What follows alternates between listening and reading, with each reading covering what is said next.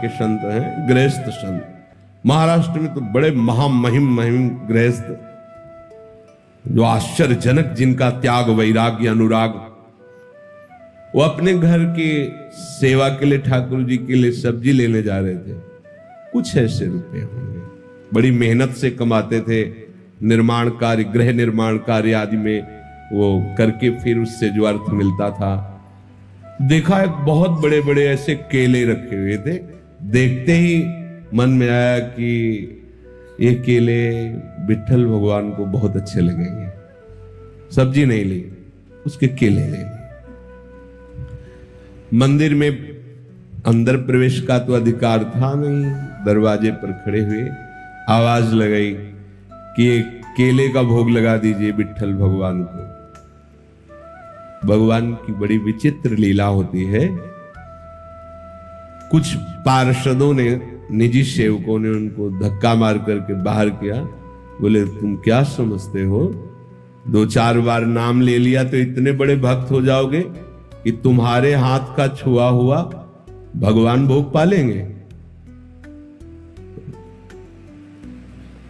उनको ऐसा कुछ इस बात से बुरा नहीं लगा कि ऐसा। एकांत में जाके प्रभु से बात करने लगे कि मेरा अपमान हुआ है, इस बात का मुझे कोई दुख नहीं, लेकिन आपने ऐसा क्यों किया। हमारे हृदय में प्रेरणा की और फल देख करके मेरे मन में आया कि आप पाना चाहते हैं, आपके लिए ले गए। तो मुझे ऐसी जगह पैदा ही क्यों किया जो आपको पसंद नहीं सेवा। आप तो सब कुछ कर सकते थे ना, फिर आप चलो, फिर आपने चाह क्यों प्रकट की। ठीक है, यदि आप ऐसा है तो फिर इस शरीर को रख के क्या करेंगे, क्योंकि ये शरीर आपकी सेवा की योग्य नहीं ना। आज से अन्न जल बंद और इस शरीर का हम त्याग कर देंगे। जब तक आपकी सेवा के योग्य मैं नहीं होऊंगा तो क्या इस शरीर को रख के करें। दरवाजा अपना बंद कर लिया और निश्चय कर लिया कि ना जल ना अन्न इस शरीर में नहीं डालेंगे। देखो, छोटा सा कर्म है, भगवत प्रीत्यर्थ। जे ही ठाकुर जी का शयन हुआ, निकले ठाकुर जी, गए, दरवाजा खटखटाया, आवाज लगाई, बड़ी अमृतमयी वाणी, एकदम आकर्षित। कौन? कहा चोखा मेला जी, बहुत भूख लगी है, खोलिए। जे ही, अब वो पूछ नहीं पाए आप कौन, जे ही दरवाजा खोला, अनंत लावण्य कांति रूप सौंदर्य बरस रहा है। नव किशोर अवस्था ठाकुर जी की, एकदम आह भर के रो पड़े। आनंद समुद्र प्रभु सामने। प्रभु ने कहा इस समय रोने धोने के टाइम में मुझे बहुत भूख लगी है।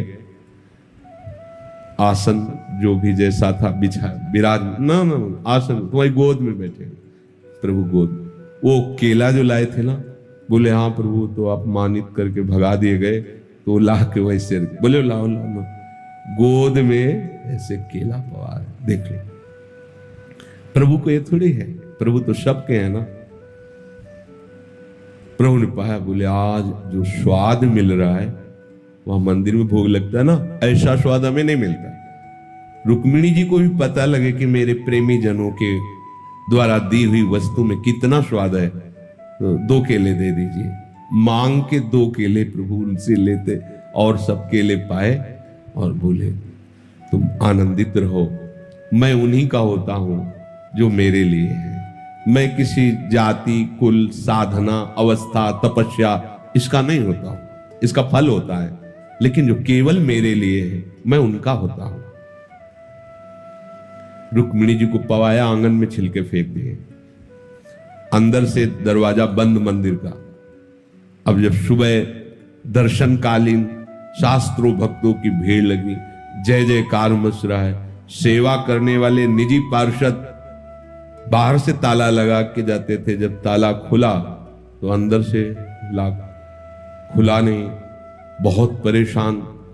अब तो विनय प्रारंभ की, फिर रोने लगे सब। प्रभु क्या अपराध हो गया। बोले जब ये दरवाजा तभी खुलेगा जब चोखा मेला जी को आप लाओगे और वो कहेंगे दरवाजा खोलो, तुम खोलेंगे।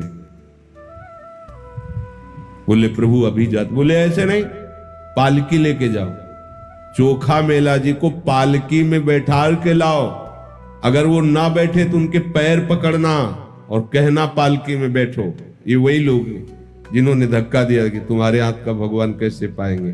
भगवान शिक्षा दे रहे, अगर वो ना बैठे तो उनके चरण पकड़ना, क्योंकि वो दैन्य हैं, वो शायद ऐसा ना करे, तो तुम उनके चरण पकड़ना, उनसे विनय करना, उनको बैठालना, और जब वो पालकी में बैठ के आएंगे और यहां दरवाजे में कहेंगे खोलो प्रभु, तो हम खोलेंगे। नहीं नहीं, दरवाजा खुलेगा ही नहीं, अंदर से सब लाग। अब उनके तो प्रकट और आंतरिक दोनों जीवनाधार श्री विठ्ठल भगवान ही है।